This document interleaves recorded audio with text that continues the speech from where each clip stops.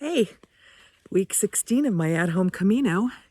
I am back in my favorite forest again. Lovely. Came up here earlier in the week. I'm here with a friend right now, but earlier in the week I spent a couple blessed days here all by myself, just alone with me and my dog, which kind of brings me to today's topic on the Camino, that about being alone and loneliness. Now, were I on the actual Camino, I'd be about 60 kilometers past Leon. And when I did this section in 2014, I actually spent the night in the town of Villavante, which is indeed a very lonely town between Leon and Astorga. In fact, it's literally a one-horse town. You roll in, and there's just one albergue and a small row of houses and a guy walking through town with his one horse. It's a lonely sort of place, and I had been feeling lonely that day before as well. But let me back up to Leon and tell you why. So rolling into Leon, I had been hanging out with a group of younger folks from multicultural international group. And they were really fun. We had some great picnics together. I really enjoyed chatting with them. But they were far younger and far fitter than I, and they walked faster than I did. So we all rolled into Leon, and they made the decision the next day just to carry on and keep walking. And I needed some rest.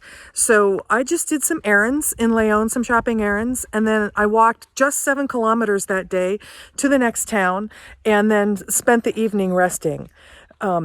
So when I woke up the next morning, those bed bugs I talked about last week, I was starting to notice those bites. I was hungry because I hadn't had a very good dinner the night before. And I was definitely feeling lonely because I knew that I would not catch up with that group of people. And even though I was enjoying some of my alone time on the Camino, I knew that I didn't sort of have a friend group to look forward to seeing that night. So I was actually feeling quite lonely. When I set out at 6:30 the next morning on what was the main trail, I was surprised to see nobody for hours. I walked from 6:30 until probably 11 or 12, and I didn't see anybody. I think it was just because I was off stage and most people were behind me because they had started off in Leon. But lo and behold, this German kid comes up behind me. I'd met him a couple times. He had also been kind of hanging out with that group.